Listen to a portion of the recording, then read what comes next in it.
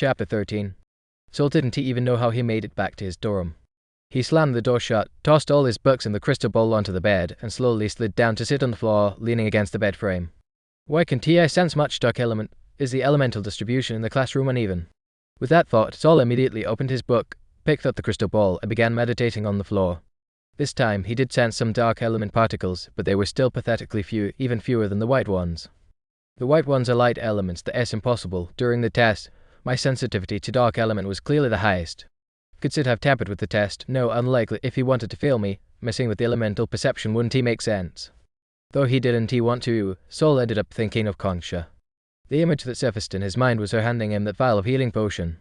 If the element I am most attuned to isn't actually dark, then that potion most likely altered my mental strength temporarily. From the beginning, Sol had known that Concha had an ulterior motive in helping him become an apprentice. Now, he was just more certain of it.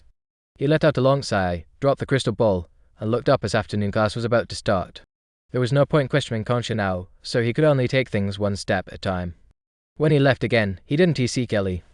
His plan to ask her about her meditation results fell through. With no better option, Sol headed alone to the 15th floor of the East Tower. Mentor Kaz had a private lab there. Ordinary apprentices who wanted guidance had to visit the lab when Kaz was working. He might answer a few questions. But most apprentices preferred not to visit the mentor until they hit a real bottleneck. They were more likely to get answers like, "You can't even do that? Didn't I already explain this?" Or "No need to wait for the next test. You're already out." Only the fresh-faced newcomers who hadn't yet seen a mentor's wrath would feel excited about seeing one up close. Sol, with everything weighing on his mind, felt no excitement at all as he climbed to the 15th floor. He pushed open the door to Kaz's lab and met a pair of eyes staring straight at him. Duke's expression ran the full spectrum: shock, anger, fear, forced calm. Sol looked at him and scratched his chin with a white bone knuckle. Duke quickly averted his gaze. After all, the purplish imprint of 5 fingers was still faintly visible on his face. Nope. Not messing with that guy. Kaz didn't have many apprentices. Out of 20 newcomers, only 3 had chosen him. Sol, Duke, and a girl named Angela, who was quite pretty. She seemed unaware of the tension between Sol and Duke. Her large eyes blinked innocently, a serene smile on her lips. There was also a young man in the lab wearing a second-rank apprentice badge, tidying things up. When he saw the 3 of them quietly standing in the lab, he stepped forward and said, "Mentor Kaz usually doesn't come this early in the afternoon. You can show up around 3 p.m. Then he chuckled meaningfully. Of course, not coming at all is also an option. After a brief exchange, the lab fell silent again. The second-rank apprentice went back to his tasks, not interested in chatting. Seeing no sign of Kaz arriving early, Sol simply pulled out a book and found a clutter-free desk to sit down and study. The other 2 followed suit, each picking a separate spot. The divide between them was clear.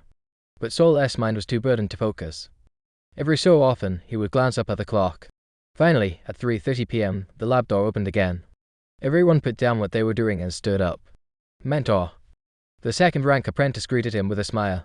Following his gaze, Sol saw a withered, white-haired old man enter. His skin was lined with deep wrinkles, and his clouded eyes made him look well over 90. But his steps were steady as he walked in. Kaz didn't acknowledge the apprentice's greeting. His eyes swept across the lab. Sol noticed the second-rank apprentice seemed very tense. "My expectations are simple," Kaz said coldly to him. "Put everything you use back where it belongs. If you can't even do that, don't bother coming back." The young man's smile faltered. "Yes, mentor, I'll tidy up today." "When is your next test?" "In a month." "Good, then we'll test whether you can keep the lab clean." "Yes." Oddly enough, Sol noticed the apprentice looked relieved at the test. Kaz then turned to the 3 newcomers. "Come here, you want me, an old man, to walk over to you?" They quickly lined up before him. Kaz's grey eyes swept across them, then narrowed at Sol. "Why do you have so little magic?" Duke's eyes lit up. He looked like he was about to help explain Sol's situation. But just as he opened his mouth, pain from his cheek made him choke on his words. Sol knew there was no hiding his condition from a former wizard, so he said honestly, "Mentor, I have poor magic aptitude, but decent mental aptitude." Kaz wasn't impressed. "Plenty of scholars have strong minds but no magic. That's not a wizard. Reading books isn't enough." He muttered under his breath, "Is there no one decent out there anymore?" Sol had been mentally prepared and wasn't discouraged. But if even his mentor didn't think much of him, how was he supposed to continue learning? "Mentor, I will work hard to raise my magic. Please give me a chance." Kaz rolled his eyes. "Work hard? How? Wizard body modifications? Fine. If you reach 10 joules of magic in 3 months, you pass your first test. If not, my lab can always use more materials." Joules was the unit used to measure magic. During apprentice testing, that black crystal measured how much innate magic one had. Generally, one had to reach 10 duels by age 15 to be considered talented.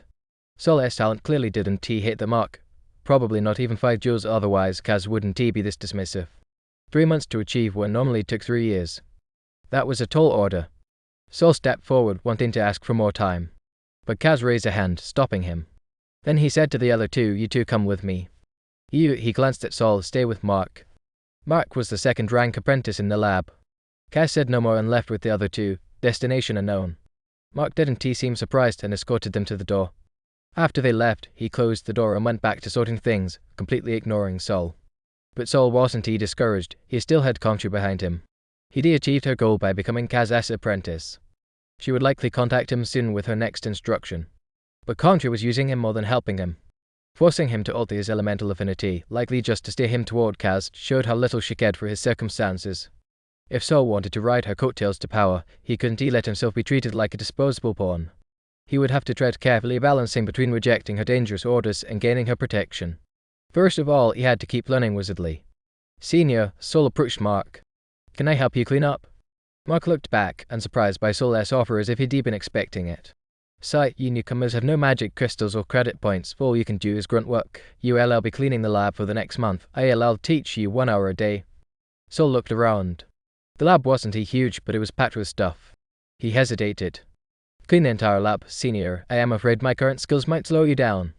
"Of course, I won't dump everything on you. I'll explain the key points. You just need to do the final cleaning." Mark suddenly raised his hand. His palm split open into a mouth, and a bright red tongue shot out, almost licking Sol's face. "If you slack off and screw something up, I'll rip your skin off."